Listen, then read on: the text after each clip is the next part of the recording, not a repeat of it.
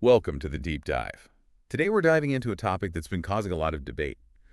The U.S. government's new approach to diversity, equity, and inclusion, or DEI, for short, in the workplace. This executive order from January 21st, 2025 has really stirred things up. Yeah, it has. And we're going to break down exactly what it means and what it could mean for you. Right. Get ready for a deep dive because it's more complicated than you might think. Absolutely. To understand where we are now, we need to look back a bit. Okay. Let's rewind all the way back to 1965 and the Equal Employment Opportunity Act. Right. This landmark legislation outlawed discrimination based on race, color, religion, sex, or national origin. Big moment. It was a pivotal moment for civil rights in America. It really was a turning point. Yeah. The act opened up so many doors that had been unjustly closed for far too long. So it had a big impact. Absolutely. Studies show that in some sectors, Black employment increased by a remarkable 50% after the act was passed. Wow, that's significant. It is. However, the progress wasn't quite as evident in higher-level positions within the federal government itself. Interesting. So we saw positive change, but it wasn't a complete solution. Exactly. Then fast forward to 2025, and this new executive order comes along. And it revokes not just the 1965 Act, but also several other executive orders promoting diversity and inclusion. Some going back to the 90s even. Yeah. What's really interesting is the reasoning behind these revocations. Yeah, the order claims that DEI initiatives actually go against existing civil rights laws How so? by giving preferential treatment based on race and sex. So essentially the argument is that efforts to promote diversity are themselves discriminatory. That's the argument. That's a bold statement. What? What does that mean for the average person applying for a job, though?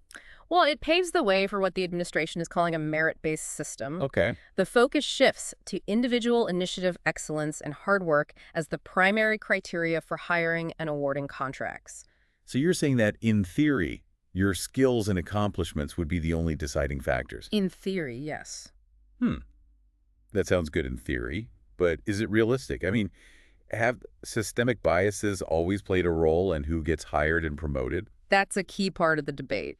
It seems impossible to just wipe the slate clean and start from scratch. Well, this executive order mandates a complete overhaul of federal guidelines and procedures for hiring and contracting. With what goal? Specifically to remove any language that promotes DEI principles. Wow. It goes even further than that. It tasks the Attorney General with investigating private companies, universities, even foundations that might be using DEI practices the administration considers discriminatory. Hold on, private companies too. This isn't just about federal jobs then.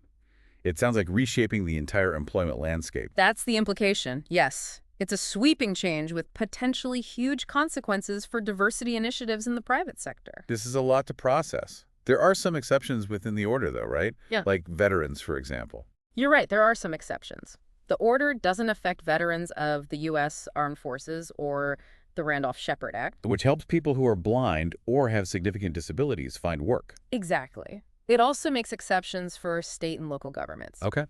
And it reiterates that it doesn't infringe on First Amendment rights, like free speech.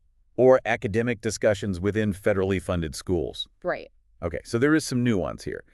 But the big picture seems to be a significant shift in direction. Absolutely. To really understand the magnitude of this shift, we need to consider how we got here. Let's go back again this time to the 1972 Equal Employment Opportunity Act. That was a follow-up to the 1965 Act, right? What was the key takeaway from that one? This act greatly expanded the reach of the earlier Civil Rights Act. It gave more power to the Equal Employment Opportunity Commission. The EEOC.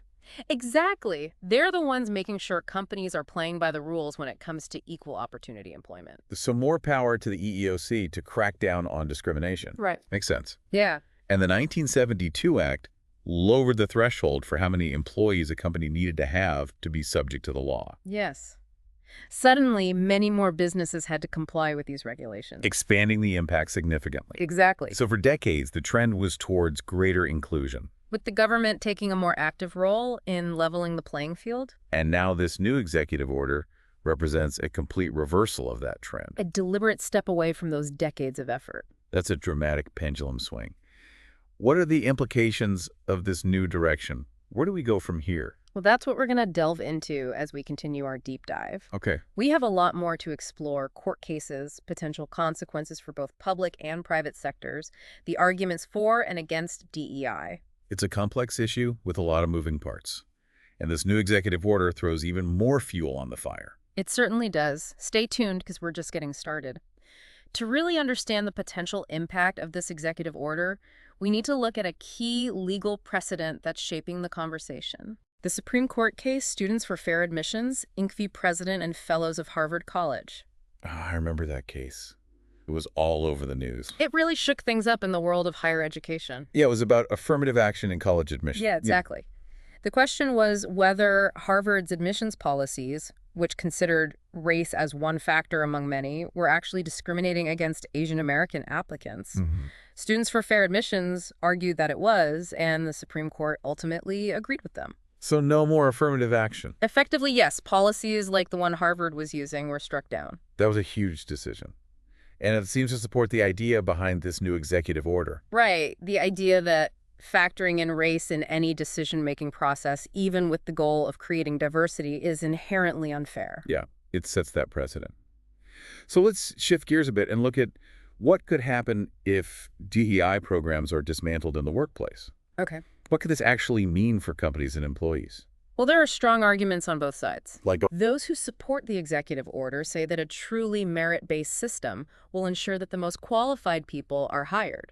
regardless of their background. Right. In their view, this levels the playing field. But critics argue that just ignoring race and gender doesn't magically erase the systemic biases that have put certain groups at a disadvantage. That's right. They worry that without a focused effort on diversity and inclusion, we risk going back to a workforce that doesn't reflect our society. And that could have a ripple effect, right? Impacting a company's ability to innovate, even employee morale. Exactly. There's more and more research that shows that diverse teams are more creative and more adaptable. And ultimately more successful. Yes. So dismantling DEI programs could actually end up hurting businesses. So it's a balancing act, weighing individual rights against the collective good. It is. And it's about more than abstract principles. We're talking about people's jobs, their chances to succeed. Their sense of belonging. You got it. That's why it's so important to look at this from all angles. To understand the potential benefits and drawbacks of each approach. Exactly. There's no easy answer here, and finding the right way forward will be messy. It's going to involve a lot of debate, for sure. So how is the private sector reacting to this push to get rid of DEI programs? It's a mixed bag, to be honest. What do you mean? Some companies, especially those with close ties to the government, Or those in industries with a history of discrimination. right, they're feeling the pressure to comply with the new executive order. So we might see them scaling back their DEI initiatives. Or shifting their focus to emphasize individual achievement instead. But I imagine other companies, those that have seen real benefits from investing in DEI, might be pushing back. Absolutely. There's a growing movement, particularly in tech and innovation. Where diversity is seen as a competitive advantage. Right. They understand that diverse perspectives help them attract top talent and get better business outcomes. So we could see a split. Some companies embracing the new meritocracy model, and others sticking with DEI. It's definitely possible. This could even lead to legal battles as companies try to figure out how to navigate this new landscape. Trying to figure out what's acceptable under the executive order. Right. And it raises questions about how the government plans to enforce these changes in the private sector. Are they going to audit companies, investigate hiring practices, file lawsuits? It's all pretty vague at this point. Yeah, it seems open to interpretation. While the executive order calls for more scrutiny of private sector DEI practices, the specifics of how that will actually work are unclear. So we're in for a period of uncertainty. And potential upheaval as businesses try to make sense of these new directives. And it's not just businesses that are affected. Right. Universities, foundations, nonprofits, any organization that receives federal funding or contracts could be subject to these new regulations. Wow, they're casting a wide net, This could have a big impact on how they operate. affecting everything from who they hire to how they award grants. Exactly. And this is where things get really tricky. How so? Organizations are trying to balance their commitment to diversity with the need to comply with these new rules. Yeah, it could make them more hesitant to implement programs that might be seen as violating the government's definition of discrimination. That's right. It could have a chilling effect on DEI initiatives as organizations become more risk-averse. It feels like we're witnessing a clash between two completely different ways of thinking about equality in the workplace. And in society as a whole. A clash between those who believe in focusing on individual merit and those who believe in actively promoting diversity and inclusion. Exactly. This clash is playing out in the courts, in boardrooms, even in classrooms. It's a debate about the role of race and gender in decision-making. And it's a debate that will likely continue for years to come. So as this debate unfolds, we need to engage with it thoughtfully and critically. I agree. We need to understand the history, the legal arguments, and the potential consequences. Both positive and negative. We need to ask the tough question. Like what? What does true meritocracy mean in a society still grappling with discrimination? And how do we make sure everyone has a fair chance at success? How do we create work environments that are both inclusive and rewarding?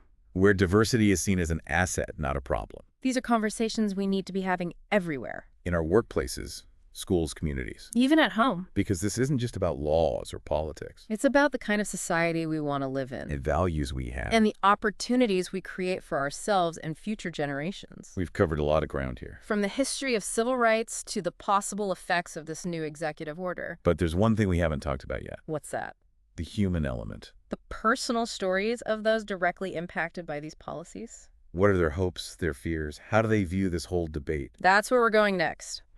To explore this further, let's hear from some individuals who are dealing with the potential consequences of this shift in policy. Stay tuned. We've covered a lot of ground.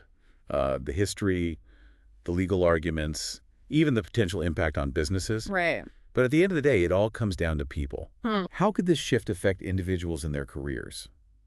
Especially those who've historically faced barriers in certain fields. That's the key question, right? Imagine you've worked incredibly hard to get ahead in a field where you know your group hasn't always been welcomed. Right. This sudden focus on meritocracy could feel like a step backward. Like the rules are changing after you've put in all the work. Like all those systemic biases might just come back, even if they're not explicitly written down anymore. That's the worry. On the flip side, if you believe in a purely merit-based system, where race and gender don't matter. right, then you might see this executive order as a win for fairness. Exactly. It could feel like a step toward making sure opportunities are truly earned. Not handed out based on demographics. Right. There's a strong argument for judging people solely on their skills and what they've accomplished. Absolutely. But how do we balance that with the fact that historical and systemic inequities still exist? That's the challenge, isn't it? It is.